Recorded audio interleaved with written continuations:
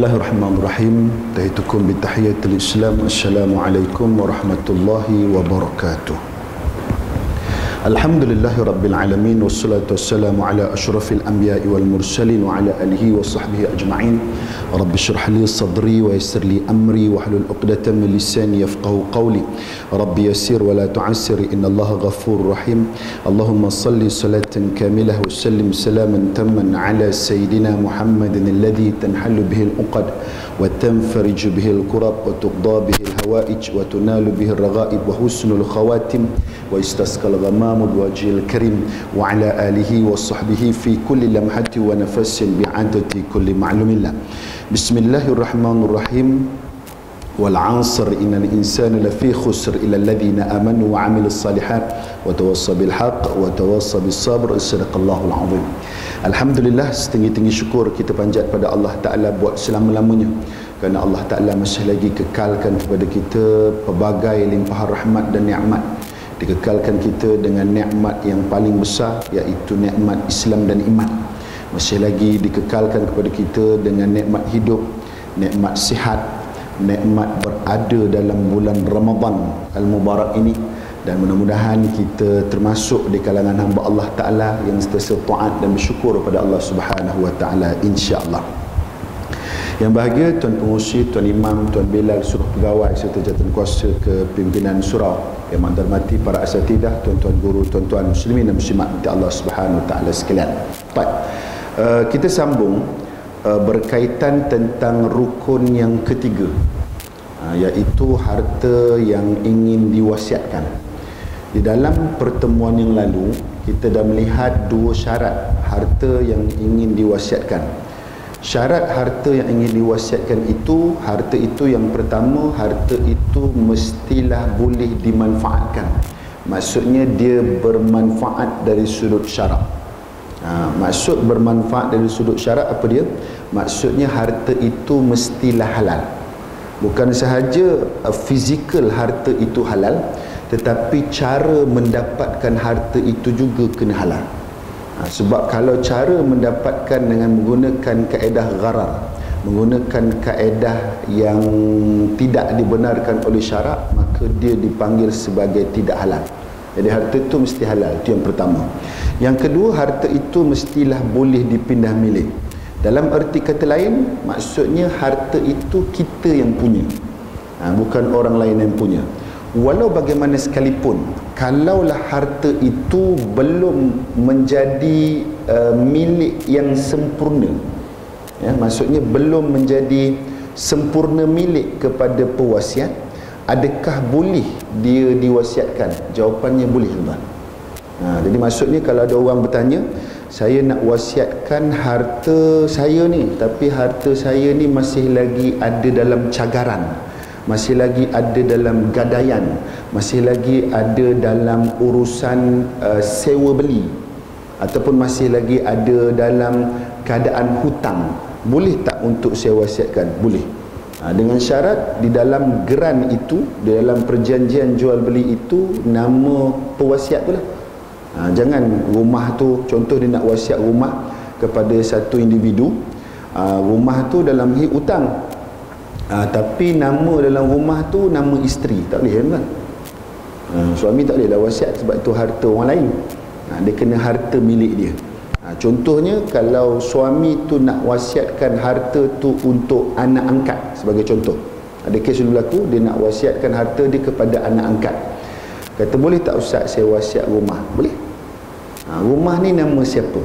Rumah ni nama saya dan nama isteri.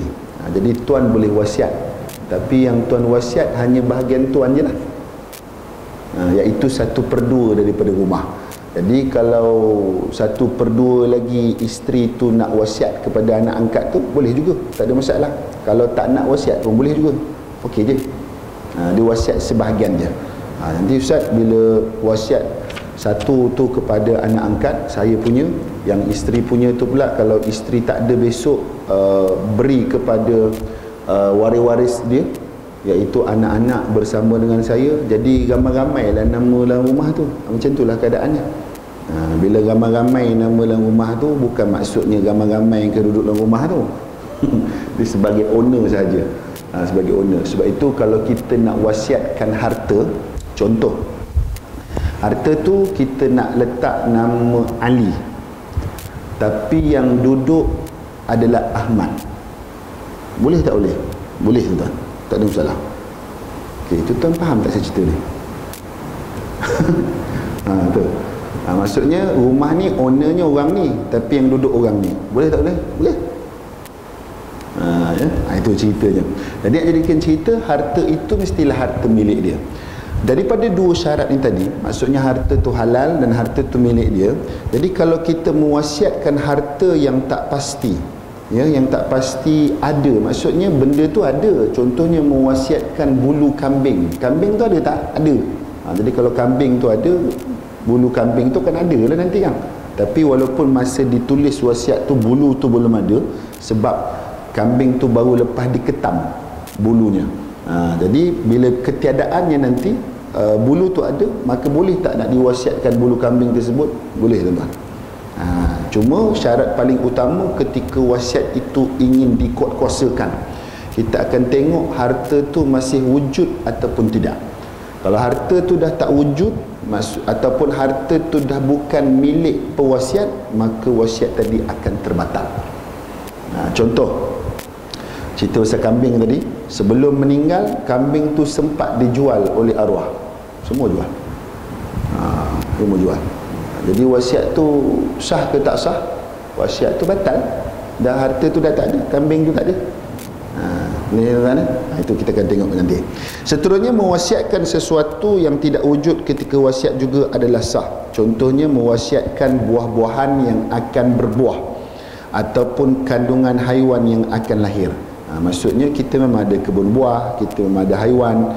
Jadi wasiat boleh dilakukan dalam pelbagai bentuk bertujuan mengambil berat dan memudahkan urusan manusia. Boleh berlaku tuan-tuan. Sebab setiap daripada kita sangat memerlukan ganjaran pahala untuk tabungan akhirat kita. Setiap daripada kita lah. Setakat ni belum pernah lah ada orang tak fikir pasal pahala. Tak tahulah dia sesat jauh ke, wallahualam lah. Tapi nak jadikan cerita, lagi-lagi bulan Ramadan ni kita sangat memerlukan ganjaran pahala yang Allah Ta'ala tawarkan kepada kita agar kita dapat sejahtera di akhirat nanti, iaitu pada kehidupan alam yang seterusnya. Bukan kehidupan seterusnya, seterusnya jadi agama lain lah. Kehidupan pada alam seterusnya, iaitu alam barzah dan seterusnya alam akhirat. Sebab tu ada orang pernah pesan kepada saya, kita kadang-kadang sangat mahir menampah, mengumpul harta untuk kelangsungan hidup pada esok hari. Sangat mahir dan gigih di dalam mengumpul harta untuk kelangsungan pada esok hari, tetapi kita lupa untuk bersungguh mengumpul amalan pada kehidupan di kemudian hari. Jadi sebab itu Allah Ta'ala beri kepada kita Ramadan ni, kita manfaatkan betul-betul lah Ramadan ni. Kita cari dan rebut semua yang Allah Ta'ala beri kepada kita dalam bulan Ramadan. Jadi bila sebut tentang Ramadan ni tuan-tuan, saya nak kongsi sikit tuan-tuan, supaya ingatan kita bersama dia tak pudar tuan-tuan.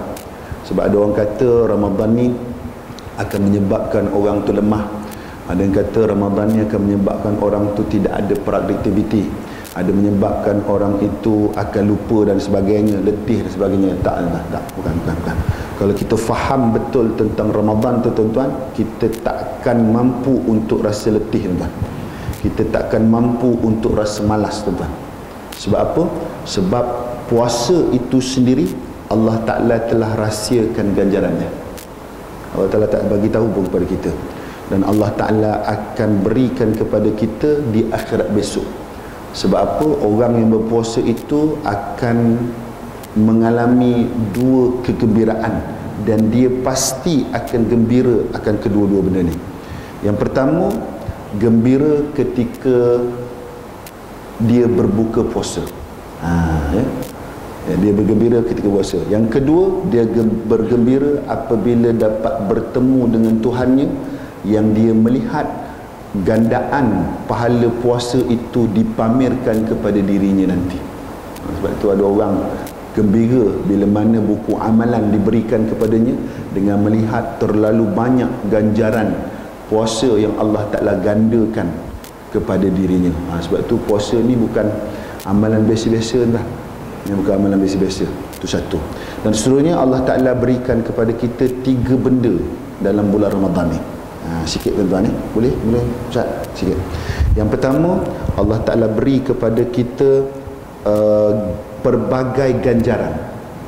Ada hadis yang menyebut, mafhum dalam hadis itu bahawa barang siapa yang melakukan ibadah sunat, maka diberikan kepadanya umpama pahala melakukan ibadah wajib. Dan barang siapa yang melakukan ibadah wajib, maka digandakan bagi dirinya seolah-olah dia melakukan 70 kali ibadah wajib. Itu gandaan.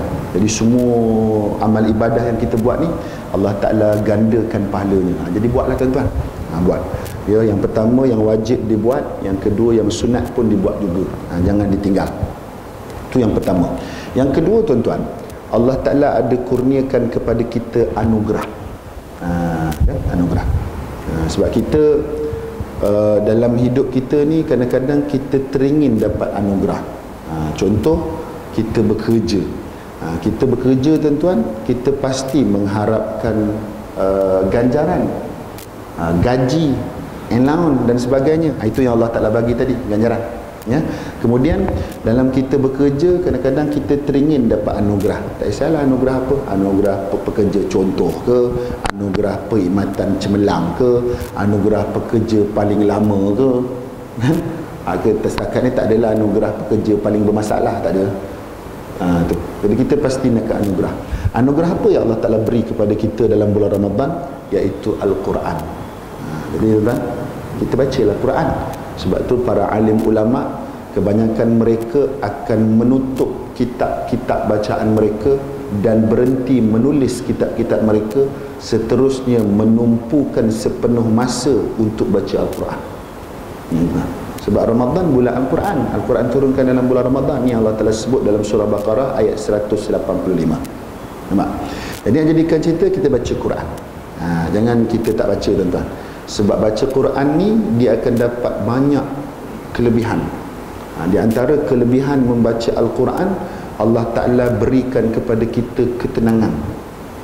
Sebab itu ada hadis yang menyebut bahawa bagi orang yang duduk berhimpun di rumah-rumah Allah dalam membaca Al-Quran ataupun mempelajari sesama mereka, maka tidak lain tidak bukan Allah Ta'ala akan kurniakan ketenangan.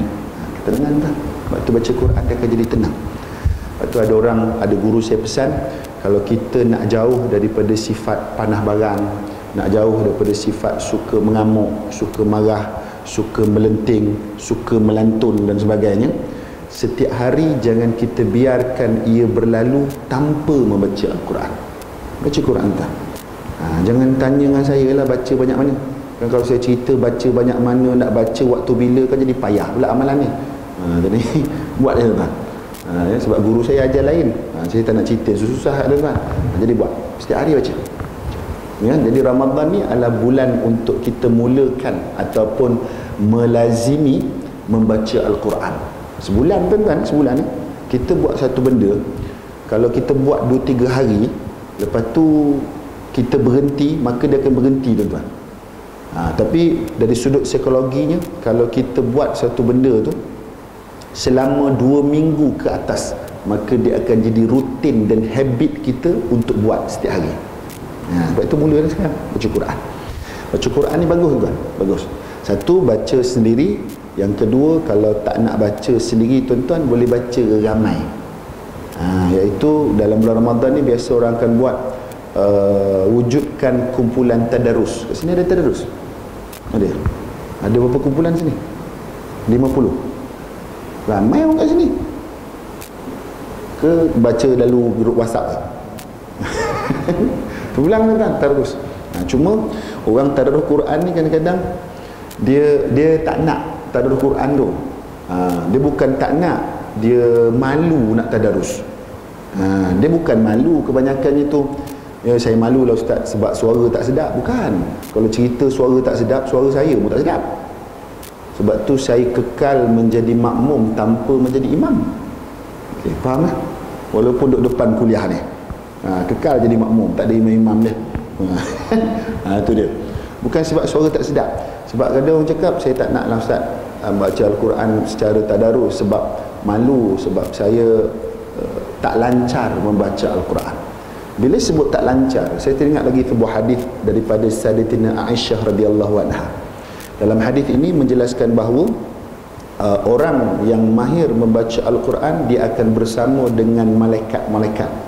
Dan barang siapa, dalam sebuah hadis sahih riwayat Imam Muslim ya, dan barang siapa yang membaca Al-Quran dalam keadaan tersangkut-sangkut, ini dalam hadis ni. Dalam hadis riwayat yang lain, dia baca Al-Quran dalam keadaan payah menyebutnya, maka orang ini diberikan 2 pahala. Dalam hadis ini tadi yang saya baca, pertama pahala dia baca Quran, yang kedua pahala dia payah membaca Al-Quran. Dalam riwayat yang lain, pahala dia baca Al-Quran, yang kedua pahala dia belajar baca Quran. Baca ya? Baca. Sebab di antara orang yang terbaik di kalangan kita ialah orang yang belajar membaca Al-Quran dan mengajarkannya. Jadi macam mana kita nak belajar dan mengajar, kita akan dapat benda ni waktu tadarus. Ya, maksudnya kalau kita baca tersalah, ada orang betulkan, ingatkan kita, tu ngajar kita lah tu. Kalau kita tahu cara membacanya, kita betulkan orang tu. Jangan kita biarkan je orang tu baca gitu kan, kena betulkan. Kena betulkan, kena ingatkan, supaya dia menjadi kebiasaan membaca dengan betul. Tak kisahlah kesalahan tu kesalahan kecil yang dipanggil sebagai lahnul khafi, ataupun kesalahan besar yang lagi-lagi kesalahan besar yang dipanggil lahnul jali, iaitu kalau kita sebut salah, dia mengubah makna, tu kesalahan besar. Kesalahan kecil tu biasalah salah sebut huruf kan, dan sebagainya. Baik, ini baca Quran tu tak? Baca. Itu anugerah yang Allah Ta'ala beri. Jadi bila kita dah hidup, kita dah dapat ganjaran, kita dapat anugerah, ada satu lagi benda yang kita duk harap dalam hidup kita. Agak-agak apa tuan? Kita kerja lah, contoh kita kerja, kita dapat gaji, lepas tu kita dapat anugerah, lepas tu ada satu benda yang kita duk harap kalau boleh dapat setiap tahun. Apa namanya? Apa dia? Bonus. Tu yang duk harap tu. Macam mana dengan bonus kita tahun ni? Kerja tak apa nak rajin, KPI tak capai, duk sibuk tanya bonus. Bonus tuan, ataupun hadiah. Jadi Allah Ta'ala ada beri hadiah ataupun bonus kepada kita dalam bulan Ramadan, namanya Malam Al-Qadar. Bagaimana? Malam Qadar. Cari Malam Qadar. Cari. Jangan tak cari tuan-tuan. Dia tak boleh ajak kawan-kawan. Kadang-kadang kawan-kawan tak nak ikut kita, jadi kita cari sendiri. Kita cari. Kita bawa ahli keluarga kita cari. Dia pasti berlaku malam tuan-tuan, dia tak ada siang, dia malam. Cari. Memang Allah Ta'ala rahsiakan, dan tandanya akan berlaku apabila telah berlalunya Malam Al-Qadar. Biasa nampak siang, malam tadi Malam Al-Qadar lah, malam tadi pula aku lelak elok tak buat apa-apa, kan? Rugi tu kan. Cari. Malam Qadar tu boleh berlaku, dia boleh berubah-ubah dalam bulan Ramadan. Ada riwayat menyebut dia boleh berlaku pada malam 1 Ramadan. Ya, boleh berlaku tuan pada 1 Ramadan. 1 Ramadan tu, malam tu kita buat apa tuan? Malam tu lah lupa surat tarawih tu. Sebab malam pertama. Habis lah. Dia boleh berlaku pada malam 17 Ramadan. Dia boleh juga berlaku, dan kebiasaannya berlaku pada malam-malam ganjil 10 malam terakhir bulan Ramadan. Jadi cari tuan. Bangun awal sikit, solat tahajud ke, solat taubat ke, sebelum kita sahur. Itu boleh. Kadang-kadang ada orang tak sempat buat benda ni Ustaz, kerja sibuk sebagainya. Habis malam tu, habis tarawih bagai terus lelap, bangkit makan nasi tak habis lagi dah azan. Nak ada cerita, tak sempat nak berqiyamul-lail bagai. Tak apa tuan-tuan, ada satu lagi cara mudah tuan-tuan yang kita boleh dapatkan pahala beribadat ni. iaitu kita jangan tinggal solat tarawih. Jangan ya. Baik, saya duduk belakang tadi, saya terperasan sebuah hadis daripada Abu Dzar Al-Ghifari bahawa Rasulullah sallallahu alaihi wasallam bersabda, hadis riwayat Imam At-Tirmizi. Saya perasan kat mana tuan-tuan? Dekat TV depan. Tuan-tuan ada tengok tak TV ni? Tak tengok. Ada hadis menyebut bahawa barang siapa yang solat tarawih bersama dengan imam sehingga selesai, maksudnya sampai witir lah, sampai witir. Sini semayang berapa? 28. Sampai 8 lepas tu witir. Itulah, tak apa. Ada setengah tempat imam suka buat surprise. Dia tak bagi tahu semayang malam tu berapa. Jika nak mula semayang baru beritahu, insya-Allah malam ni kita semayang 8. Jadi jemaah pun lega, alhamdulillah. Ada satu malam pula, insya-Allah malam ni kita semayang 20. Jenuh. Maksudnya kita ikut imam tu tuan-tuan. Imam tu semayang sampai habis, kita ikut sampai witir. Sebab afdal buat witir dalam bulan Ramadan ni, saya diajar oleh guru saya, afdal buat witir dalam bulan Ramadan ni ialah bersama dengan imam. Jangan pula kita habis 8 tu kita balik tuan-tuan buat gaya soleh bagai, tak payah tuan. Tak payah mengada buat gaya soleh balik tawaduk, tak payah. Memang imam. Okey, faham lah. Saya tak marah tuan-tuan, saya nak pasti kita dapat ganjaran yang disebut dalam hadis tadi. Jadi kita ikut je lah imam tu. Sebab ikut imam ni mudah tuan-tuan. Macam mana cara ikut imam? Ikut je lah.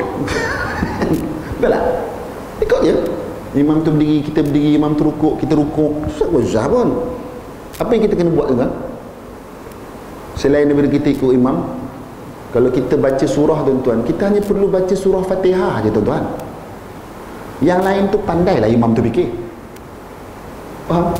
Susah ke? Tak kan? Tak payah fikir lepas dia baca surah apa tu, pandailah imam tu fikir. Dia nak hafal ke, dia nak buka Quran ke, dia nak apa ke. Kalau dia tersangkut sekalipun, yang belakang dia lah, betul kan? Aku jauh sikit kan?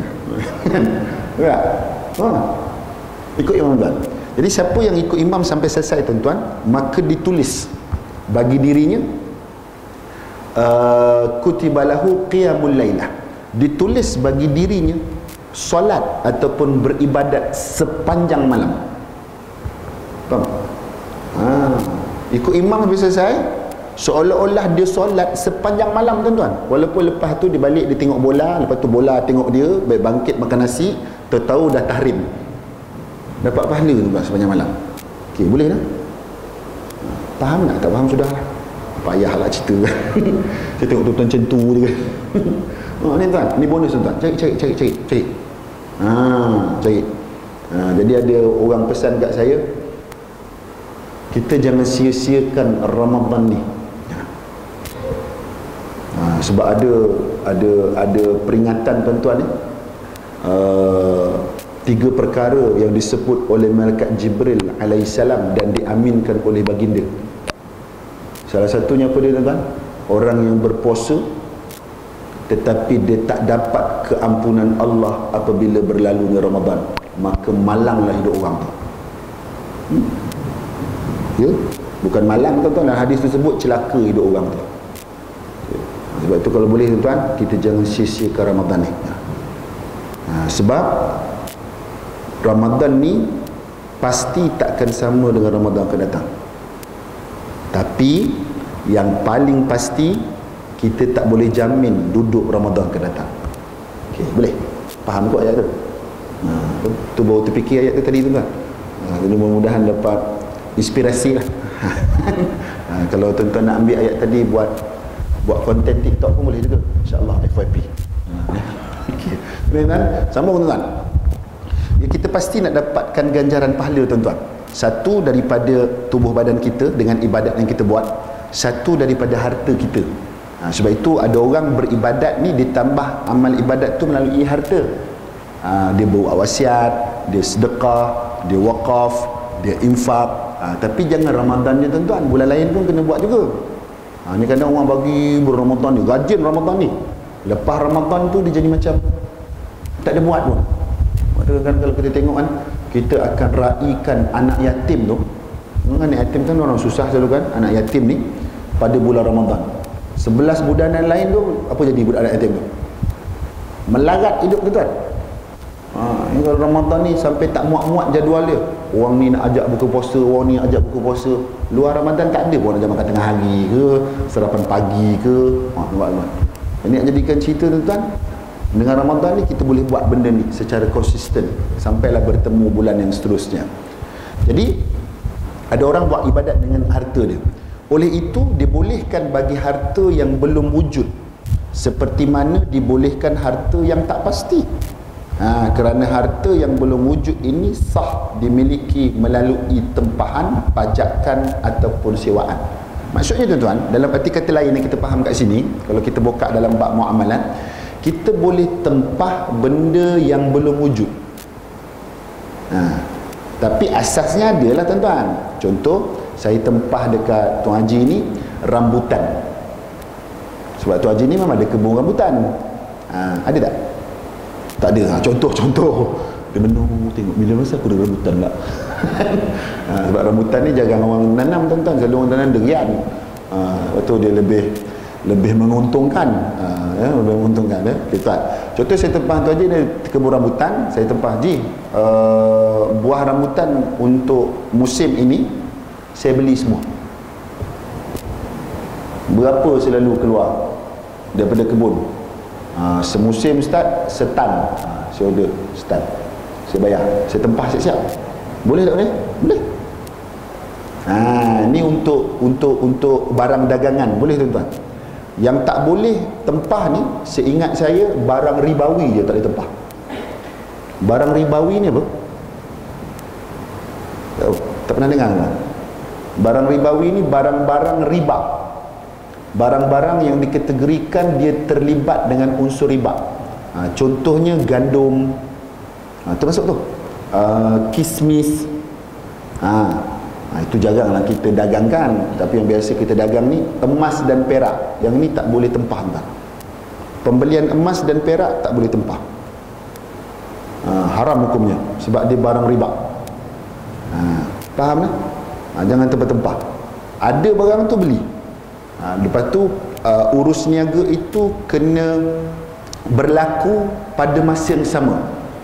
Maksudnya dalam kitab fiqh sebut yadin biyadin. Maksudnya orang beli tu bagi duit, orang tu bagi barang pada masa yang sama. Dia tak boleh bagi duit hari ni dapat minggu depan, tak boleh. Tak boleh. Dia tak boleh tempah. Melainkan emas dan perak itu telah bertukar menjadi perhiasan. Macam tu barang kemas. Yang itu boleh. Beli ansuran, beli tempah boleh. Tapi kalau belum jadi perhiasan, barang kemas dia dalam bentuk jongkong ke apa, ketul-ketul nugget ke yang dijumpa tu kan, yang kita emas ni kan kita dulang. Betul lah, kita dulang. Dia tempat lah tuan-tuan. Kat Sebelah Selangor dah tak ada tuan-tuan. Tuan-tuan dulang lah apa sekalipun tak ada. Dulang buat buka puasa tu ada lah kan.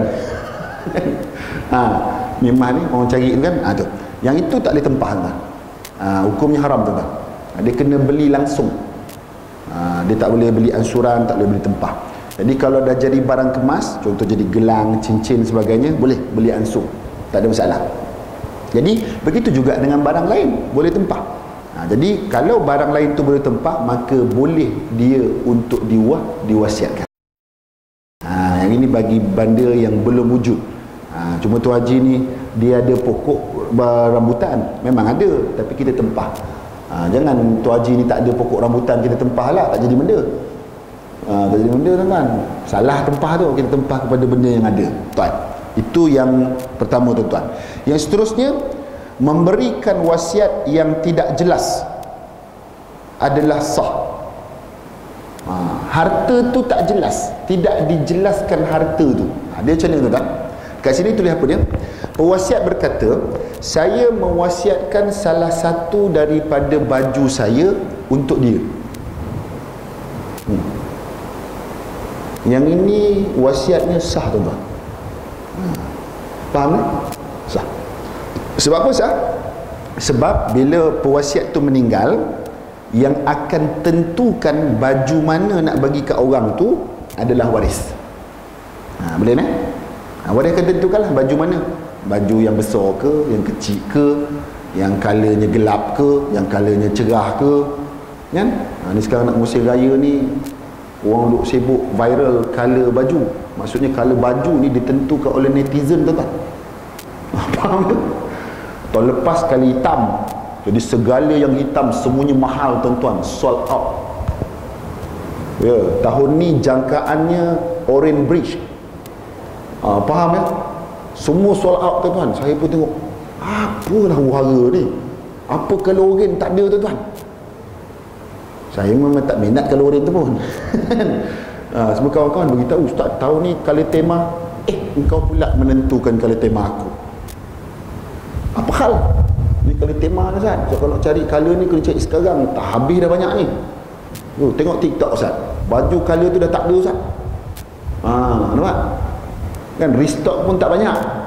Tu color tahun ni lah. Tapi saya tak pernah pun tentukan color, sebab biasa saya color ikut suka, tu kan. Ikut suka. Ya, saya color baju ni, anak saya color baju ni. Nampak macam tu. Faham eh? Color ikut suka. Ikut suka color. Tak payah tentukan color tu. Sekali-sekali ada lah kan, nak tentukan color tu. Macam contoh kenduri kahwin, korang tak tahu pula siapa tuan rumah, dah color bagai-bagai. Kalau color sama je ni, ni tuan rumah ni. Penting tuan-tuan tuan rumah, sebab tuan rumah kalau depan tunggu balik modal tu sumbang tu. Contoh. Kalau boleh jangan buat, tuan-tuan. Jangan buat, tuan-tuan. Orang bagi-bagilah. Jangan buat, sebab kita sedekah bagi makan kat orang. Terpulanglah nak bagi, sebab tu ada orang dia tak minta pun, tuan. Dia tak minta orang sumbang tu, dia tak nak orang sumbang kat dia. Ada satu kenduri, dia tak nak orang sumbang kat dia, tapi letak kotak besar kat depan, siapa nak sumbang boleh masuk, betul. Dia ambil kotak televisyen kan, kotak televisyen kan berseloran, tuan. Dia balut elok-elok, masuk dalam tu. Tapi dia tak nak terima, masuk dalam tu. Ikutlah, tuan, tak salah. Sebab orang bersedekah tu, buat makan-makan ni dapat pahala. Satu, dan yang datang tu pun nak kongsi pahala juga. Sebab tu dia sedekah. Sekarang bagi duit lah, tuan. Kalau orang dulu dia tak bagi duit, kan? Orang dulu saya ingat lagi masa kecil-kecil. Kalau dulu tu orang datang bawa beras, kan, bawa ayam, kan, bawa tepung. Jadi tuan rumah begakanlah apa yang dibawa oleh orang kampung tu untuk jadi juadah. Boleh tuan-tuan. Tuan-tuan, ni nak jadikan cerita. Color tak ada sama lah, tuan. Tu terpulang tuan ya. Dah tentukan color dah. Dah orang jadi rajin tentukan color. Okey, alhamdulillah. Kalau tu yang menjadi seronok dalam keluarga, tuan-tuan, hubungan kita jadi rapat, kita jadi gembira. Tak apa, tuan, teruskan. Ya, sebab kita memang tak nak cari permusuhan, kita nakkan rapatkan ukhuwah, lagi-lagi ukhuwah sesama saudara, tuan-tuan. Sebab apa? Kita ni kerap kali mudah bergaduh bila sebab ahli keluarga, tapi kita susah nak bergaduh kalau bukan ahli keluarga, walaupun kena tipu banyak kali. Faham? Kena tipu banyak kali tu, percayai kawan tu. Kalau saudara cuba, baru ada cubaan nak menipu, putus saudara. Ni betul juga, tuan-tuan, benda berlaku. Kalau tuan-tuan gelak tu, ya tu, benda berlaku. Jadi jangan jatuhlah, tuan-tuan. Kalau boleh waktu Ramadan ni kita bermaaf-maafan dan kita bermesra-mesraan dan rapatkan ukhuwah yang ada. Lupakanlah sengketa ke apa ke, tak apalah, tuan. Lupakanlah, tuan-tuan. Kalau betul, tuan-tuan, orang tu salah kat kita maafkanlah, tuan-tuan. Dan betul juga, Ustaz, saya dah maafkan, tapi hati saya sakit lagi lah, Ustaz, tengok muka dia tu. Faham kan? Memang kita disuruh memaafkan, tak disuruh pun kita melupakan. Iya, Allah Ta'ala tak suruh pun kita lupakan. Sebab apa? Sebab supaya kita tak dapat benda yang sama pada satu hari nanti, dan supaya kita tak buat perkara tu kepada orang lain. Sebab tu kita tak boleh lupakan. Tapi kita diminta untuk maafkan. Boleh ni? Ini kalau perbuatan orang kat kita lah. Tapi kalau hutang tu kena tuntut lah, tuan-tuan. Hutang tuntut, bagi tahulah, kan, aku nak pakai duit ni, nak beli baju raya anak, color orange bridge. Lepas tu kawan tu kata, kau nak pakai berapa? Aku nak pakai 500. Banyaknya kau nak pakai 500 tu. Yalah, memang padan lah 500 sebab kau memang hutang aku 500. Dia faham. Dia boleh pula lupa hutang kat kita tu. Boleh tak? Ya, ingatkan lah tu. Tapi yang paling penting, hutang-hutang ni kalau boleh tuan-tuan kena tulis dokumen ni, dia ada perjanjian hutang. Sebab mudah cerita ada perjanjian hutang ni.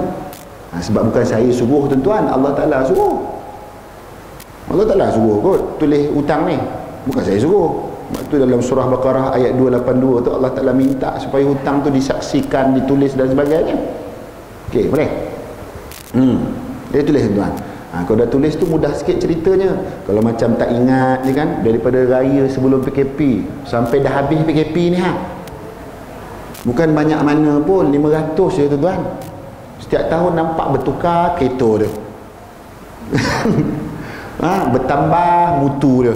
Jadi 500 tu bayarlah. Kalau tak bayar tak apa. Jadi hantar saman lah supaya jumpa di High Court.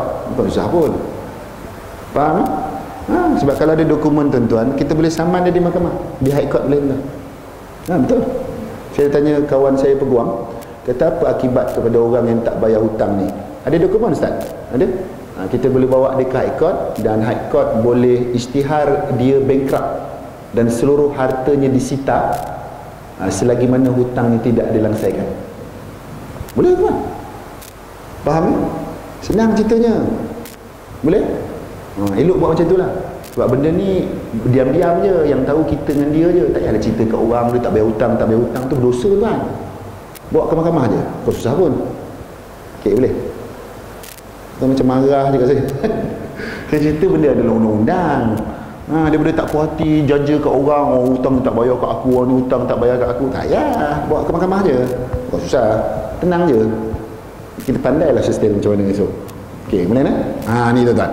Jadi yang jadikan cerita tuan-tuan, balik kepada cerita kita tadi, kita boleh tentukan, tak perlu tentukan harta mana yang kita nak beri kepada orang tu. Sebab apa? Nanti waris kita yang akan tentukan. Contoh yang lain, saya kawan dia uruskan pusaka adik-beradik ada 10, tanah ada 10 tu lain-lain tempat, lain-lain keluasan. Keluasannya lain-lain. Jadi nak ditentukan tak semestinya lah yang paling tua tu dapat paling besar kan. Jadi bincanglah, undi siapa nak tanah ni. Jadi dapatlah semua. Lepas tu saya tanya, Ustaz dapat apa? Saya dapat tanah yang paling kecil. Ustaz dia nguruskan takkan tanah paling kecil? Tak apalah, yang lain nak yang besar. Saya dapat tanah yang ujung-ujung pun jadilah. Ustaz okey ke ni? Okey. Lepas tu dia cerita dengan saya, sebenarnya saya gembira Ustaz sebab dapat tanah yang paling kecil. Kenapalah? Orang lain dapat tanah ada kebun, ada pokok durian, ada begini. Ustaz gembira sebab saya dah tengok dah harganya. Tanah saya ni lebih mahal daripada 9 tanah yang ada tu. Dia orang tak tahu. Sekarang dia orang dah sign setuju. Tak boleh nak revoke. Okey, faham? Lepas tu dah selesai semua, nama dah masuk dalam geran. Nama dalam geran, barulah waris-waris lain tu tahu bertuahnya kau, tanah kau lagi mahal. Itulah. Tak semestinya kecil tu murah. Okey, boleh? Tu tanah tuan-tuan, tu tanah. Jadi tanah mana kita nak bagi, waris tu tentukan. Yang mahal ke, yang murah ke, yang besar ke, yang dalam hutan ke, yang tepi jalan ke, waris tentukan. Tapi kalau pewasiat kata saya nak beri tanah saya ini kepada salah seorang daripada mereka berdua. Faham tak? Tadi nak bagi tanah kepada salah satu tanah kepada dia ni, sah wasiat tu. Tapi kalau dia kata saya nak wasiatkan tanah saya ini, satu je tanah tu, kepada salah seorang daripada mereka berdua, yang ini tak sah wasiat tuan. Tak boleh. Tak boleh tuan. Wasiat macam ni tak sah. Sebab penerimanya tu salah satu daripada orang berdua. Kalau harta nak bagi tu salah satu daripada harta, boleh. Tuan-tuan faham tak cerita saya ni? Macam nak tunggu habis je. Sabar sekejap lagi. Habis ni. Bila nak habis Ustaz ni, bila nak habis kan? Sebab lepas ni saya tak ada kuliah. Sebab kuliah saya malam ni. Jadi ada masa lah panjang siang ni dengan tuan-tuan. Okey. Kalau dia kata salah satu daripada tanah saya ni untuk dia, tu sah. Sebab waris akan tentukan. Tapi kalau dia kata tanah saya ni nak beri kepada salah seorang daripada mereka berdua, wasiat macam ni tak sah. Sebab apa? Sukar untuk ditentukan. Kita bagi andaian begini tuan-tuan. Contoh, kalau dua-dua tu tak nak, selesai masalah. Dia akan patah balik kepada waris untuk diagih secara pusaka. Satu. Kedua, kalau seorang je yang nak, satu lagi tak nak, pun selesai masalah. Kita bagi yang nak, yang tak nak tak payah. Betul tak? Tapi yang jadi sulitnya, kalau dua-dua nak, kan payah. Takkan nak dikerat pula. Sebab dalam wasiat tu dia kata salah satu. Dia tak kata pun nama siapa. Nampak? Sebab itu kena ditentukan siapa penerimanya. Tapi kalau tidak ditentukan apakah hartanya, harta yang mana satu, itu boleh. Tapi kalau penerima kena ditentukan. Ya, boleh kan? Sebab apa? Kalau penerima ni kita kena tahulah penerima tu siapa. Sebab tu dalam surat wasiat kebiasaannya kita akan letak nama, IC dan alamat orang tersebut. Ya, orang tersebut supaya kita dapat tahu siapa orang tu. Orang tu lah. Maksudnya ketika wasiat itu nak dilaksanakan, iaitu pewasiat dan meninggal, penerima tu ada tak? Ada. Hidup lagi tak? Hidup. Maka dia akan berilah kepada orang tu berdasarkan apa yang diwasiatkan. Ini ringkasnya begitulah. Tapi kalau penerima tu dah tak ada, maka wasiat tu juga akan terbatal. Sebab apa? Penerima dah tak wujud. Kenapa penerima tak wujud batal tuan-tuan? Sebab rukun wasiat ada 4. Satu, pemberi, iaitu pewasiat. Yang kedua, penerima, iaitu penerima wasiat. Yang ketiga, harta yang diwasiat. Yang keempat, lafaz wasiat. Kenapa saya kata batal apabila penerima tu dah meninggal? Kerana rukunnya tak cukup tuan-tuan. Rukun kan ada 4. Sebab itu dalam bab fiqh ni tuan-tuan, nak mudah senang je. Kalau rukun tak cukup, tak sah. Satu. Rukunnya cukup tapi tak sempurna, tu juga tak sah. Sebab tu kita duk ulang kaji rukun satu lagi syarat-syarat sah kepada rukun tersebut. Ini yang menentukan sesuatu perbuatan itu sah atau tidak, batal atau tidak. Ini kalau cerita dalam bab fiqh lah tuan-tuan. Sebab tu kita apa-apa pun keliru, tengok ada tak rukun perkara ni. Ada. Rukunnya cukup tak? Cukup. Syaratnya sah tak? Baru tahu dia tu batal ke tak batal, sah ke tak sah. Boleh tak? Sebab orang kita kan dia suka tanya soalan-soalan, sah ke ustaz ibadat ni? Batal ke ustaz? Itu kaedah dia nak tengok. Okey, boleh tak? Okey, tuan. Seterusnya, last tuan-tuan. Panjang sikit sebab lepas ni tak jumpa dah. Dah raya pula. Nak jumpa lepas raya tu pun kalau ustaz tu datang. Kalau lupa datang lupa datang lah, apalah, saya kena lupa tuan-tuan. Sebab saya tak ada PA tuan-tuan. Tak ada PA. Sebab isteri muda saya tu tak nak jadi PA. Dia tak nak jadi PA. Kenapa? Isteri saya tu muda lagi, sebab tu saya bagi isteri muda. Faham? Saya tak cakap isteri baru. Yang tuan-tuan sangka buruk ni kenapa? Isteri saya muda lagi, belum 60 umurnya, muda lah. Kalau lepas 60 besok, lain ceritanya.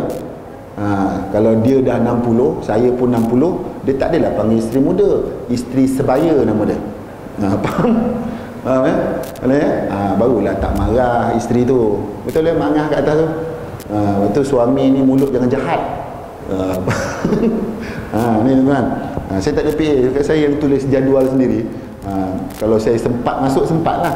Itu kena terlupa lah bagai tu kan. Okay, last tuan-tuan, last. Yang ini saya sebut tadi, Saya dah sebut dah tadi tuan, perkara ni. Tapi ada disebut dalam kitab ni, supaya apa yang saya sebut pada awal tadi dapat penjelasannya.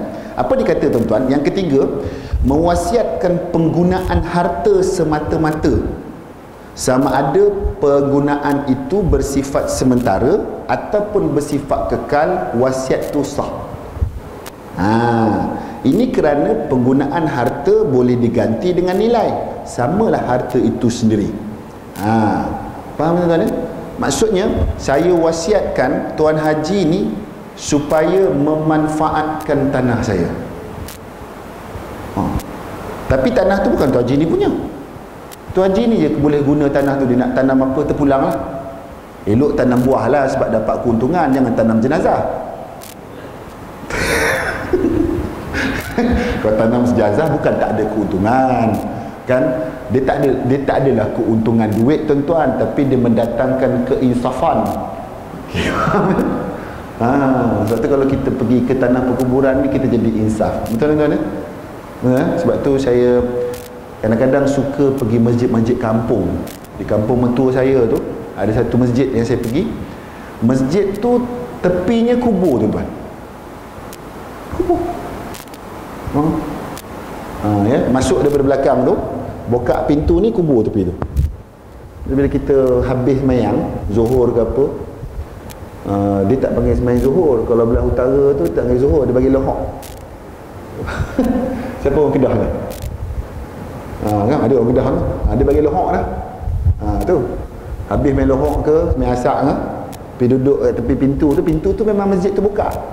Kita duduk, lepas tu wirid, kita tengok kubur tu. Jadi insaf lah tuan-tuan, panjanglah sikit wiridnya. Sebab nampak kubur sebelah ni tu. Jadi bukan tak dapat manfaat ke bumi jenazah ni, tanah tu dapatlah keinsafan tuan-tuan kepada kita. Tu. Dan kita dapatlah juga melihat bahawa ramai ahli-ahli waris yang mendoakan arwah tersebut. Sama ada dia datang ke kubur ataupun doa tu daripada jauh aja. Boleh nak? Sebab kadang-kadang orang tak dapat datang kubur tu jauh. Sebab tu dia minta kalau boleh ke bumi tu dekat dengan rumah supaya dapat ziarah. Tak payahlah tuan-tuan dia meninggal kat mana, ke bumi je. Ziarah dan tu je, lepas tu lupa dah. Cairlah cakap saya. Tak payah bohong lah. Faham lah? 99% sama je perangai. Biarlah ke bumi sini ustaz, senang nak ziarah. Tak ada je kau. Setahun sekali datang. Itu pun tak datang tak tidak. Kalau ingat datanglah tuan-tuan. Macam saya, kalau kubur tok saya tu saya datang. Sebab tok saya meninggal hari Isnin, nenek saya meninggal hari Rabu. Jadi kubur dia sebelah-sebelah. Kubur dia sebelah-sebelah. Jadi kita pergi. Tapi sekarang jauh sikit lah pergi tuan, sebab kubur tu dah luas kan. Dia duduk atas tu, jenuh tuan. Jalan jauh, bawa cangkul, kata nak bersihkan kubur semua kan. Lepas tu bila kita balik bersihkan kubur tu, orang cakap terima kasih ya, aku bukan pegali sini.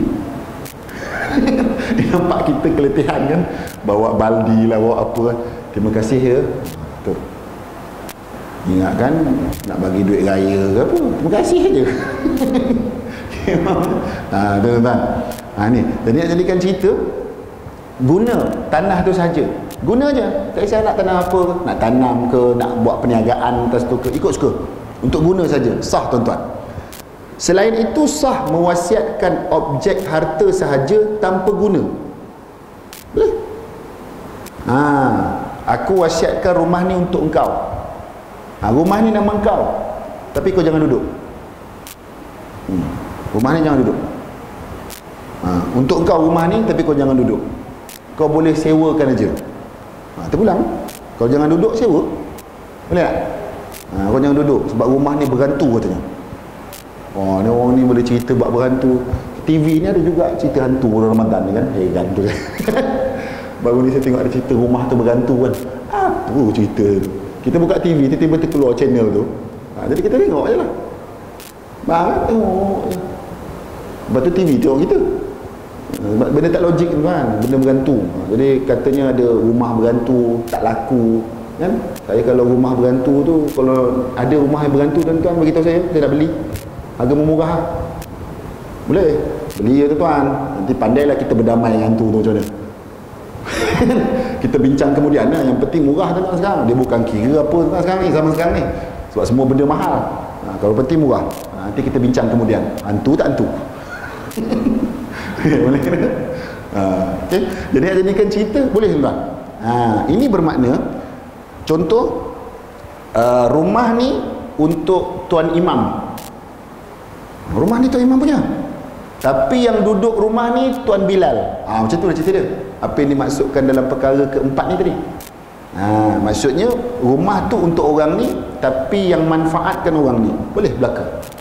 Sama ada Tuan Bilal tu nak duduk sekejap atau tidak. Tuan Bilal tu dah habis tempoh perkhidmatannya, kan? Selesai lah. Sewalah kat orang lain pula. Boleh je.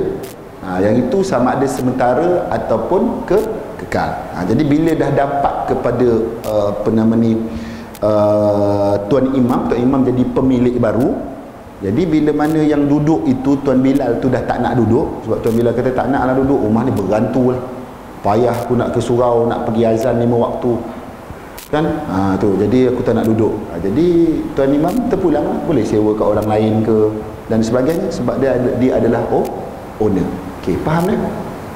Sebab wasiat ini dia memberi milik.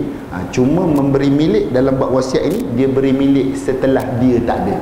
Bukan beri milik sekarang. Kalau beri milik sekarang, dia dipanggil hibah. Okey, boleh tuan-tuan? Jadi sesanya cukup sekarang tu tuan-tuan yang kita boleh bincang pada pagi ini. InsyaAllah dalam pertemuan akan datang kita akan sambung lagi tuan-tuan, berkaitan tentang wasiat ini. Kita akan pergi satu lagi permasalahan di dalam harta yang diwasiatkan. Boleh tak kita wasiatkan najis tuan-tuan? Benda haram tak boleh. Boleh tak kita wasiatkan najis? Dan apakah syarat-syarat kepada lafaz wasiat? Adakah lafaz tu kena cakap mulut saja atau kena tulis semata-mata? Tak payah cakap pun tak apa. Kan? Ataupun dah tulis kena baca. Kita tu kan macam tu kan. Nak kena baca tu. Sebenarnya tak payah tak apa. Betul tak? Macam bayar zakat. Nak bagi nampak tu kan, saya bayar zakat untuk si fulan ni. Nak kena sebut. Ya. Jadi kalau tak sebut sah tak? Sah tuan. Kalau orang tu tak boleh bercakap, contoh kaedah bisu, dia datang jumpa kita, bayar zakat. Berapa? Lepas tu senyumnya. Itu biasa bisu tuan. Diorang bisu macam tu tuan, dia senyum je. Bila bercakap dia tenang je. Itu bisu. Tuan biasa jumpa orang bisu? Saya biasa tuan. Saya biasa ceramah orang bisu, senyum je. Lepas tu bila cakap buat tak tahu je, dia confirm bisu ni. Sebab orang bisu ni kadang dia pekat. Dan tuan-tuan kalau jumpa orang bisu ni, ada yang suka senyum tuan-tuan, ada yang dia masam je mukanya, dia macam tak kisah pun kita ni. Itu tuan jangan marah. Memang ada orang bisu macam tu. Sebab dia tak dengar tuan. Kita maki ke apa ke, dia tenang je muka dia kan. Tu yang kita tengok muka dia tu agak menjengkelkan. Jangan pelik. Orang bisu macam tu. Dia yang ramah ni orang buta. Buta, dia tak nampak tapi dia dengar. Ni orang buta. Buta ni bagus tuan. Saya selalu juga jumpa orang buta ni. Dia mencam saya lah. Ni Ustaz Dayak ni lama tak nampak. Ustaz sihat? Sihat. Macam mana datang kemari? Okey, aku datang naik motor, kau naik LRT. Sebab aku mana boleh naik motor, tak nampak. Saya selalu bergurau dengan orang ni. Ni tuan-tuan. Jadi nak jadikan cerita boleh tak? Lafaz itu sekadar lafaz tetapi tidak ditulis, ataupun ditulis tetapi tidak ada lafaz. Dan bagaimana pula kalau lafaz itu tak jelas? Adakah lafaz wasiat ni kena jelas, iaitu lafaz sharih, ataupun diterima juga lafaz kinayah, lafaz kiasan ataupun yang tidak jelas? Yang ini kita akan jumpa tuan-tuan selepas hari raya nanti, insya-Allah lah. Kalau tak bulan depan, kalau bulan depan masih raya Ustaz Kalau raya dah start, saya on je. Kalau raya tak start, kita letak lepas raya besok. Okey, jadi cukup sekarang itu tuan-tuan. Mudah-mudahan ya.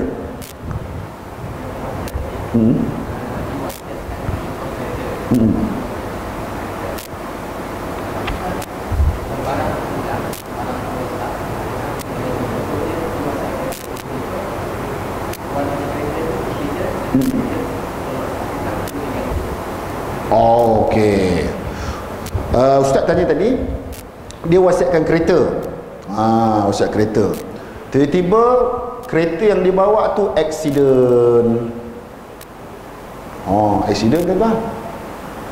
Nak balik kampung ni pasal laju, nak kejar supaya tak jam. Dia tak nak jam ni tuan-tuan. Balik kampung senang tuan-tuan. Ni nak balik raya, tuan-tuan balik raya kat sini juga ada kampung. Ke sini kampung halaman tuan-tuan? Ke sini kampung halaman, kejap lagi balik kampung halaman. Ya, ada kampung kan? Ada kampung. Okey. Nak balik kampung raya ni senang tuan-tuan. Kalau tak nak jam, balik satu Ramadan. Tak boleh lah jam. Faham? Stay back terus sampai 30 Syawal. Lepas tu balik. Kalau jam tak nak stres tuan-tuan, senang ni tuan-tuan. Tuan-tuan kena pastikan bukan tuan-tuan yang memandu. InsyaAllah tak stres. Kalau kita yang memandu memang stres. Boleh? Lepas kalau balik kampung, isteri saya memandu, saya tenang. Saya boleh berdendang dalam kereta tu. Sebab yang ngadap stres tu dia, saya relax je. Sebab apa? Sebab balik kampung naik kereta dia. Saya punya konsep macam tu tuan. Kalau kereta dia, dia bawa. Kalau kereta saya bawa. Boleh ya? Saya tak reti bawa kereta orang lain. Saya reti bawa kereta saya. Sebab saya diajar macam tu oleh mak saya, dengan ayah saya. Kau nak benda tu beli, jangan pergi pinjam. Cakap macam tu. Kau tak mampu, tengok je. Jangan guna harta orang, nanti jahanam harta orang. Sebab tu sampai sekarang saya tak reti bawa kereta orang lain. Ya, isteri saya punya kereta dia bawa. Pandai dia, nak stres dia. Bukan saya. Saya boleh makan, aku semua balik malam kan. Nampak. Jadi accident kereta tu, total loss. Jadi adakah perlu diganti kereta tersebut sebab kereta tersebut telah diwasiatkan? Jawapannya apa tuan-tuan? Tak perlu diganti. Tak perlu ganti dan wasiat tu batal. Jadi kalau nak ganti, dia kena buat wasiat baru. Sebab keretanya dah berubah. Mungkin hari nak bagi kereta, accident kereta ni kan. Jadi untuk mengelakkan accident je total loss, dia tulis wasiat baru, bagi lori lah, jarang sikit accident. Faham? Keras sikit. Tu bagi lori lah. Lori pun ada juga accident. Jadi dia bagi apa? Excavator. Jadi excavator ni dia jalan perlahan. Kalau excavator ni pun accident juga, dia bagi apa tu yang besar tu, apa nama? Tadano tu apa pun datang. Yang keren tu bagi yang inilah. Benda tu mahal tuan-tuan ya. Itu kalau dapat job tuan-tuan, masyuk. Iya. Tuan-tuan kalau nak buat job senang je tuan-tuan. Tuan-tuan beli tu excavator tu 7 biji, sewa kan. Ya, memang masyuk lah tuan-tuan. Tapi nak servis pun jenuh juga tuan-tuan. Bukan murah malah tu. Okay, boleh tuan-tuan. Jadi jawapannya, kalau dah total loss, maka wasiat tadi batal. Kalau nak ditukar dengan harta yang lain, maka dia kena buat wasiat yang baru. Jadi dia terpulang kepada pewasiat. Adakah masih lagi nak menyambung hasrat memberi harta tu kepada si fulan tadi ataupun tidak? Wallahualam. Okey, jawab memang. Okey, tak. Cukup sekarang itu tuan-tuan. Insya-Allah kita jumpa lagi dalam pertemuan akan datang yang baik daripada Allah Taala. Sebalang ketelanjuran macam kata terkasar bahasa daripada diri saya sendiri. Mudah-mudahan kita mampu memanfaatkan hari-hari akhir Ramadan ini dan kita termasuk di kalangan hamba Allah Ta'ala yang diletakkan dalam darjat taqwa apabila telah berlalunya bulan Ramadan nanti, dan Allah Ta'ala menerima seluruh amal ibadah kita.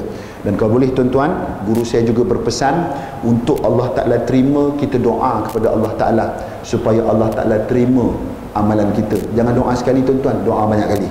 Satu. Yang kedua tuan-tuan, di antara tanda ataupun nak pastikan doa kita itu dimakbulkan oleh Allah. Macam mana tuan-tuan? Dalam doa kita selitkan juga orang lain tuan-tuan. Boleh? Ya Allah ya Tuhan, kau terimalah seluruh amal ibadahku sepanjang bulan Ramadan ini ya Allah, dan kau terima jugalah seluruh amal ibadah umat Muhammad sallallahu alaihi wasallam. Insya-Allah tuan-tuan, doa kita akan dimakbulkan oleh Allah. Boleh ya? Jadi kita jumpa lagi. Wabillahi taufiq wa hidayah. Assalamualaikum warahmatullahi wabarakatuh.